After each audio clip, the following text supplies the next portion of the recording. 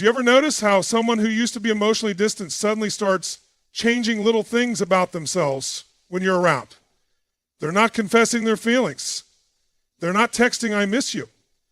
But out of nowhere, they're dressing better, talking about the gym, mentioning therapy. They start improving, but subtly, strategically, and only when you're in the picture. Now, here's the truth. When an avoidant is secretly in love, they don't chase you. They transform in your presence. Why? Because your presence does something rare. It activates them.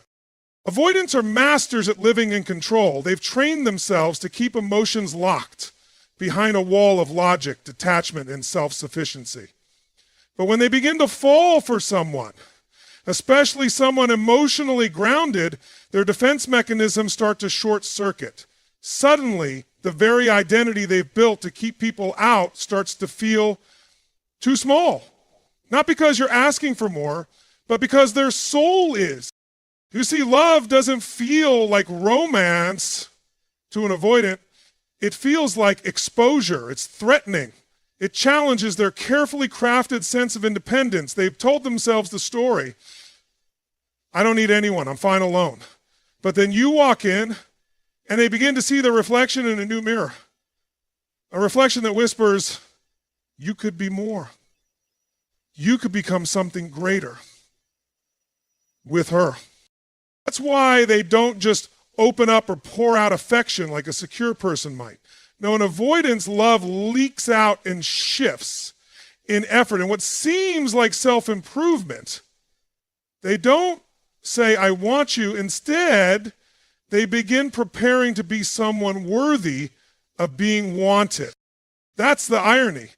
The avoidant who's falling for you doesn't run toward you, they run toward themselves. But it's still about you. It's always been about you. You inspired the shift.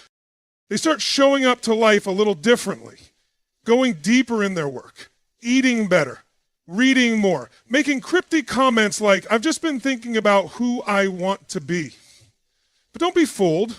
That's not random. It's not a coincidence. That's the silent storm of affection they can't verbalize, but are acting out through change. And here's where it gets deeper, psychologically. An avoidant doesn't believe love is safe. They were wired, often in childhood, to equate closeness with pain or betrayal. So when real love begins to stir inside them, it doesn't feel exciting, it feels dangerous, the strange behavior, the subtle upgrades, the silent efforts. It's their way of building armor before they risk vulnerability. It's their attempt to earn the right to stay near you without ever saying it. It's humbling to realize that some people express love not through words or direct pursuit, but through evolution, through becoming. And avoidant love is a paradox. They're terrified to need you, but terrified to lose you.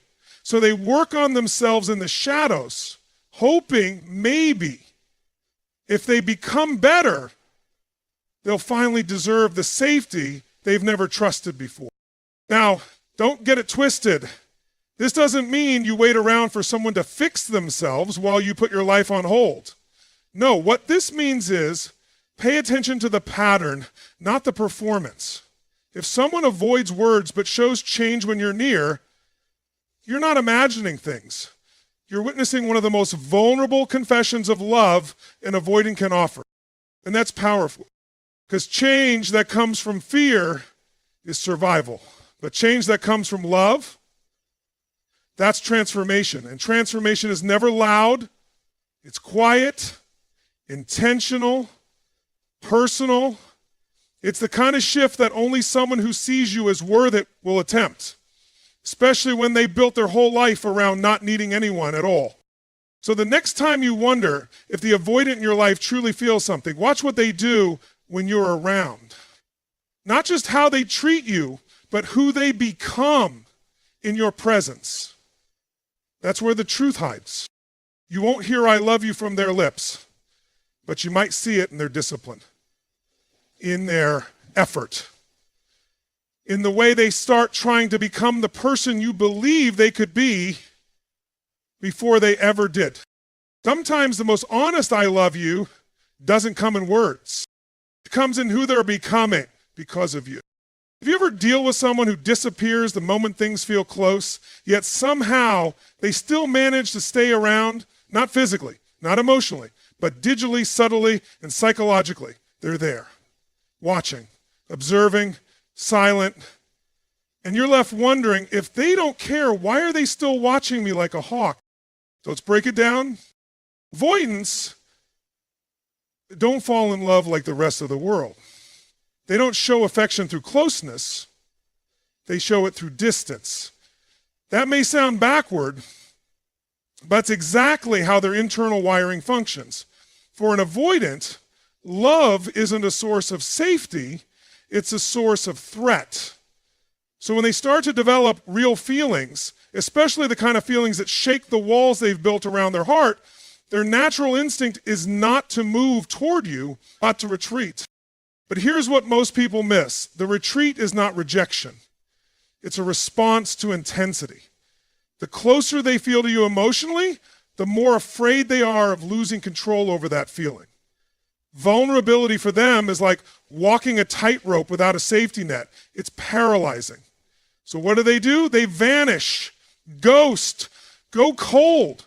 But in that silence, they don't forget you. In fact, that's usually when they start thinking about you more.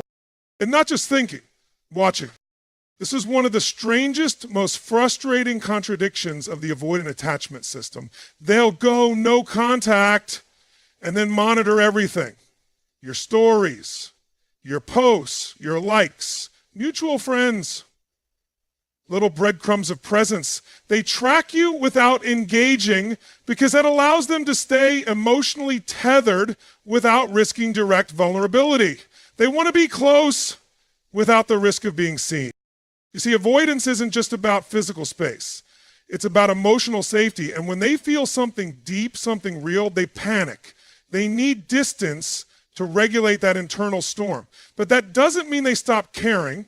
It means they're fighting an inner war between the desire for intimacy and the fear of annihilation. Being close to you feels amazing until it feels too good. Then their brain flips the switch, danger detected. So they run. But while they run, they obsess.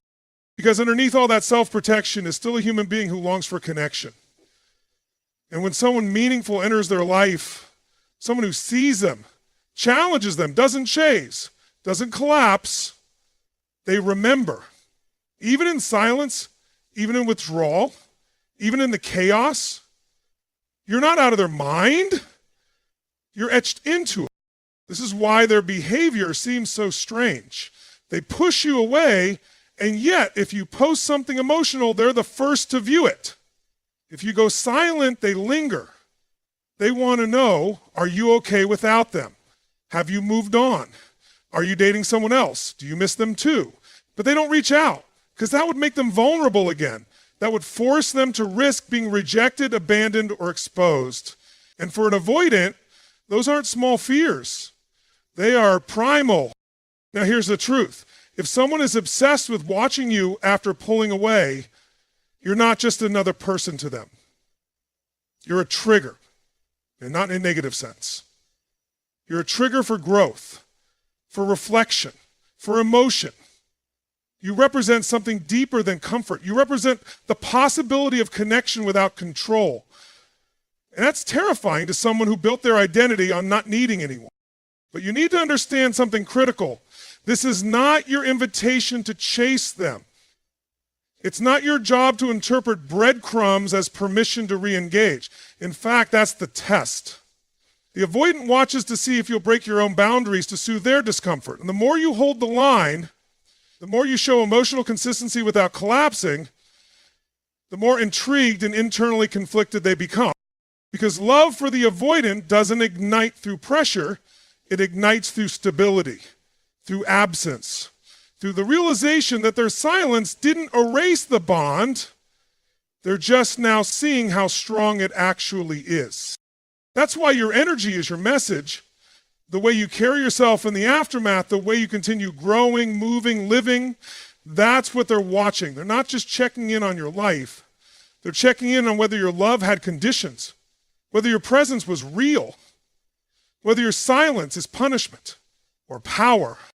So when the avoidant retreats and starts watching from the shadows, don't assume you've lost them. Often, that's when you've impacted them the most.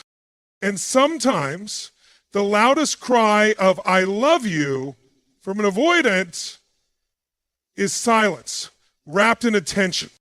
Let them watch, let them feel, and if their love is real, it won't stay hidden forever. Have you ever found yourself wondering why someone who seems to care about you always finds a way to challenge you, question you, even push your buttons? Especially someone who's emotionally avoidant. They're not complimenting you endlessly. They're not overly affectionate. In fact, it almost feels like they're constantly testing your patience, your values, your limits. But here's the twist. That's not disrespect. That's not disinterest. That's a defense mechanism hiding love. When an avoidant starts catching real feelings, they don't lean in like securely attached people. They lean back. But they keep provoking. It's subtle, it's psychological, and it's deeply rooted in fear. They challenge you not because they want you gone, but because they want to know one thing. Are you safe?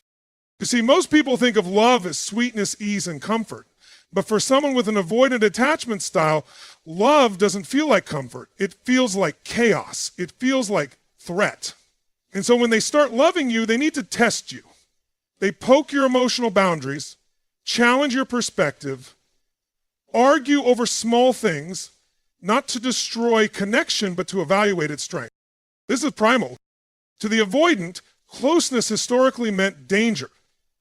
Maybe it meant betrayal, loss, rejection, or shame.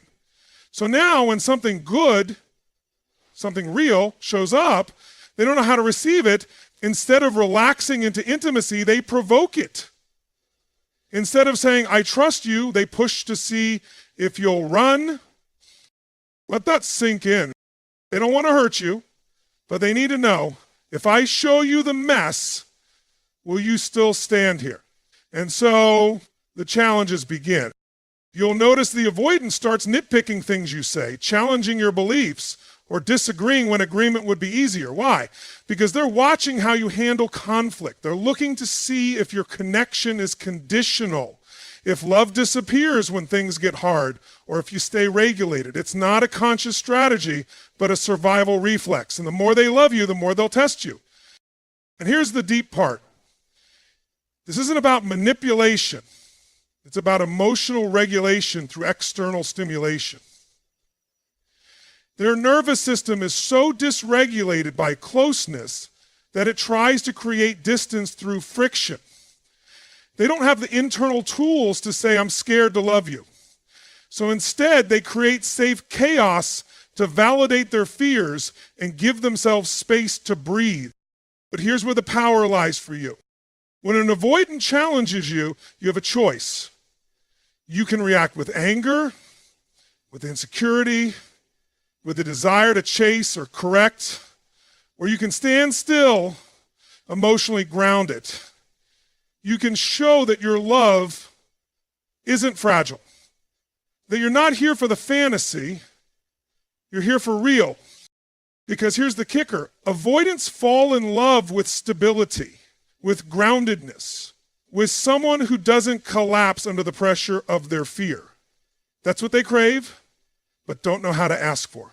So they test and test and test until your response teaches them something they never learned growing up. Connection doesn't require perfection. It requires presence. Think about it like this. They're not challenging you to see you fail. They're challenging you to feel safe enough to stay. If you pass, they may never say it out loud. They may not even admit it to themselves. But inside, something shifts. A wall cracks. A breath releases. And for the first time, maybe in years, they begin to believe maybe this person won't hurt me. Maybe this person can handle all of me, not just the curated version. But you can't fake it. You can't pretend to be grounded. You have to be it. You have to stop seeing their testing as personal attacks and start recognizing them for what they are, emotional survival strategies. Every emotional jab is really a whispered question underneath. Can you love me even here? And if the answer is yes, but with healthy boundaries, clear self-respect, and emotional regulation, that's when the dynamic starts to change. That's when the avoidant slowly and cautiously starts to trust. Because they're not just looking for love, they're looking for a home in another human being, a home that doesn't collapse when the wind blows. So when they challenge you, don't crumble, don't chase, don't try to over-explain, just stay rooted. Let your presence say what your words don't need to. Because sometimes the avoidant doesn't need reassurance, they need resistance. The kind of resistance that holds firm, not in pride, but in power. Not to fight them, but to show them you won't leave just because it gets difficult. And that right there becomes the most undeniable evidence of love they've ever seen. Sometimes the ones who push you the hardest are the ones who need you to stay the most. Ever been around someone who normally keeps their emotions locked down like a vault? Then out of nowhere, they say something deeply personal, something raw, something real. Maybe they talk about their childhood or their shame or a moment that changed them. It comes out quick, almost by accident, before you can even process it. They pull back, change the subject, disappear for a few days. That moment, that wasn't random, that was the leak. See, when an avoidant starts to fall for you, it doesn't unfold in smooth, predictable steps. It comes in cracks, in glimpses, in moments where the mask slips and the truth bleeds out because they simply can't hold it in anymore. But here's the key. It's not controlled, and it's definitely not comfortable. It's emotional pressure overflowing. Avoidants are conditioned to suppress. They survive by compartmentalizing pain and managing attachment with emotional distance. Vulnerability for them is like standing on the edge of a cliff with no harness. It triggers panic. So when they open up, even for a split second, it's not because they're fully ready. It's because their heart has outpaced their defenses. And in that rare window, you see the person behind the armor. That single confession, that story they never told anyone, that random statement that left you speechless, that was a sacred moment, a signal. Their unconscious way of saying, you've reached me, I'm scared, but I trust you, even if only for a second. The tragedy is most people miss this because the moment is so fleeting, the shift is so subtle, and right after it, the avoidant retreats. They might act cold, withdraw, overcompensate with sarcasm or distance. That retreat doesn't mean they regret opening up. It means they feel exposed, like they just walked out into the open with no armor, realized it, and sprinted back to shelter. It's a kind of emotional whiplash. But the fact that they even allowed themselves to be seen at all, that's massive. That tells you something no text message, no compliment, no gesture ever could. You are emotionally significant to them. Even if you didn't know them, let's go deeper into why this happens. Psychologically, avoidants are often high in internal shame, not guilt, shame. The belief that if someone really sees them, all of them, they'll be rejected, abandoned, or judged. So they live their lives wearing a mask, composed, indifferent, capable.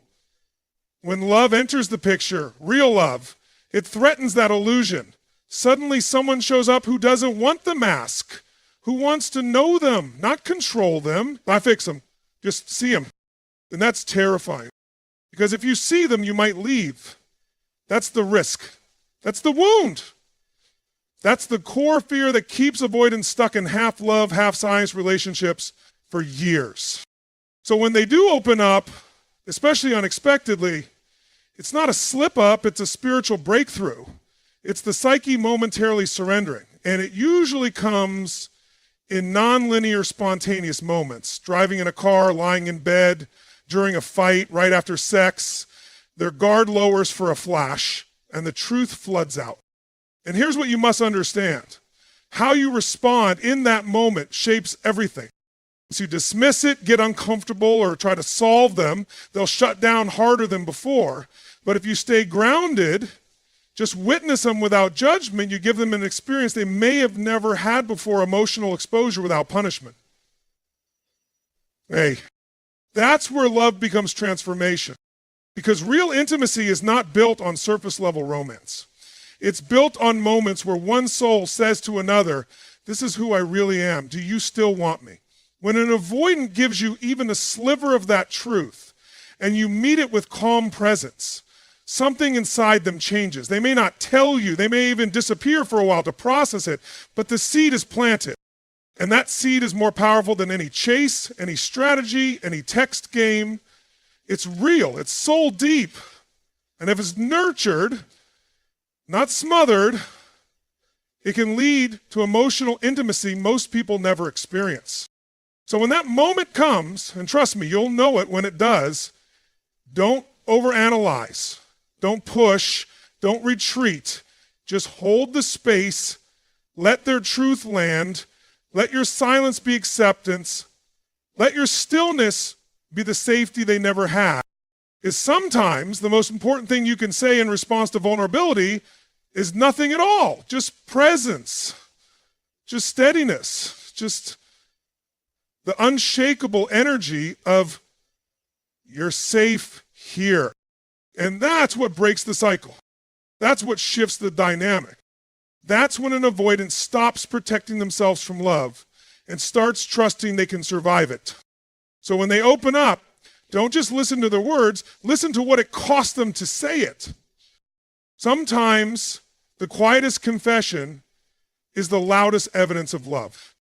Have you ever experienced that moment where everything felt right? You connected, you laughed, maybe even shared something intimate, and then suddenly they go cold. The avoidant partner who just hours ago looked into your soul like you were their only truth suddenly becomes distant, dry, emotionally flat. You think to yourself, did I do something wrong? Did I misread the moment? But let me tell you, this isn't about you. It's about what that connection triggered inside them. When an avoidant pulls away right after an intimate moment, what you're witnessing isn't rejection. It's not emotional manipulation either. It's emotional survival. It's their nervous system trying to regain control after feeling something that deep down they don't believe they're allowed to feel. You see, to an avoidant, love isn't just vulnerability, it's danger, it's exposure. It threatens the emotional control they built their identity on. Most avoidants learned early in life that closeness meant pain or pressure or betrayal. They internalized the belief, if someone gets too close, I'll lose myself, or worse, I'll be abandoned when they see the real me. So they built their entire adult strategy around avoiding that emotional whiplash. Now fast forward to the moment you get close. It doesn't even have to be sexual. It could be an emotional breakthrough, a laugh that cracked open their armor, a quiet moment where they forgot to protect themselves. In that moment, their heart opened, their defenses dropped. For a split second, they weren't avoiding, they were feeling, and then the panic hits. That closeness activates a subconscious alarm system. It says, too close, too dangerous, shut it down. And so they do what they've always done to survive, they detach. The avoidant sudden withdrawal is not a conscious decision to hurt you. It's an unconscious reflex to protect themselves. But here's the irony. The stronger their feelings for you, the harder they pull away. That withdrawal, that emotional freeze, that confusing silence after connection, it's not because you mean nothing, it's because you might mean too much. And that kind of emotional significance threatens their entire system of safety. This is what most people misunderstand. They think love should always bring people closer, but for avoidance, love isn't just desire, it's risk. The more they feel, the more they lose control. And for someone who survived by controlling everything, especially their emotions, love feels like chaos. So the moment they feel intimacy, the internal narrative kicks in. What if they hurt me? What if I lose myself again? What if this doesn't last? And instead of leaning in, they retreat. They might ghost you, criticize you, get distant or cold, all as a way to neutralize the intensity of what they just felt. But don't mistake that behavior as apathy. In fact, that post-intimacy pullback is often the most honest indicator that they do care. Because if they didn't feel anything, they'd have no reason to run. They wouldn't need space. There wouldn't be anything to protect. What you're seeing is emotional distance, the war between their feelings and their fear. One part of them wants to get closer. The other part is screaming to get out. And the part that wins is the one they've practiced most, the escape. Now here's what you need to understand. Your job is not to chase, not to fix, not to beg for clarity. That only reinforces their fear that closeness comes with pressure. Your role is to stay grounded, to give space, but not in resentment, to maintain presence, but not in panic. Because here's the truth. Avoidants are not drawn to people who smother them. They're drawn to people who can handle their retreat without collapsing. People who don't personalize their fear. People who say, I see what you're doing, and I'm still here. But I'm not abandoning myself to reach you. And that's what breaks the cycle. Because when they see that intimacy didn't destroy you, when they realize they can have connection without chaos, that's when they start to trust. Not instantly, not dramatically, but gradually, quietly, like a room that warms up 1 degree at a time. So the next time you feel them pull away after a deep moment, don't panic, don't question your worth, don't try to re-explain the moment to make it make sense, just understand. You touched something in them they weren't ready to feel. And they need time to digest it alone in silence in their own way, but don't doubt the impact. Because sometimes the deepest intimacy isn't measured in how someone moves toward you, but in how deeply they need to pull away to process what you made them feel. If you can hold your center in that silence, you become the one person they never expected to trust. And that, more than anything, is the beginning of real love. One of the most misunderstood patterns in avoidant love is this. When they fall for you, they don't fantasize about you. They start seeing themselves through you. And that's what makes it so complicated. Because in that reflection, they don't just see admiration or attraction, they see their own insecurities, their unfinished stories, their fears of being truly seen. You become a mirror, not a fantasy. And that's where things get real. With someone secure, love can feel like a shared dream. Both people co-creating a safe emotional space. But with an avoidant, that dream turns into a psychological confrontation. You may think you're offering support, connection, warmth, but what they're actually experiencing is exposure. You represent the truth they've been avoiding about themselves. That's why their behavior often becomes inconsistent, even strange, when emotions deepen. Because the avoidant doesn't just love you, they project onto you. They assign meaning to your reactions. Your silence feels like abandonment. Your emotional strength feels like judgment.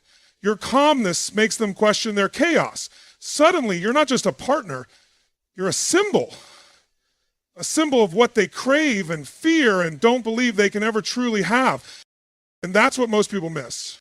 You'll hear them say things like, I don't know why I'm acting like this, or you deserve better, or I'm not good at this stuff. What they're really saying is, you make me aware of everything I've spent my life trying to avoid. Because love, real love, doesn't just bring comfort. It brings confrontation. It pulls up everything unresolved, everything buried. And you, unknowingly, become the person who holds up that emotional mirror. And this is important. If they didn't care, you wouldn't have this effect on them. They wouldn't be triggered. They wouldn't feel exposed. The fact that you rattled them is not a weakness in you. It's a reflection of how powerful your presence actually is. You've bypassed the avoidance defenses in a way even they didn't expect. And now they don't know whether to run from you or towards you. That's why their behavior becomes unpredictable. One moment they seem open, the next they're distant. They might compliment you, then criticize you. Engage, then vanish. It's not because you're playing games. It's because they're emotionally torn. You awaken the very thing they thought they had control over, the desire to connect. And that desire scares them because it threatens the identity they've built on being self-reliant and emotionally untouchable. Now here's the turning point. If you respond to this by taking it personally, by shrinking, doubting yourself, or trying to appease them, you fall into their internal narrative. I'm too much. People leave when I'm seen. But if you hold your center, if you remain steady, clear, and emotionally grounded, you disrupt that narrative. You teach them, not through words, but through presence, that connection doesn't require performance. It requires authenticity. You don't have to convince an avoidant to love you. They already do. What they're fighting is not you, it's what you represent. You represent the possibility of being loved without needing to hide. And that to them feels impossible. So the most powerful thing you can do is keep reflecting truth without demanding transformation. Let them see themselves. Let them wrestle with the reflection.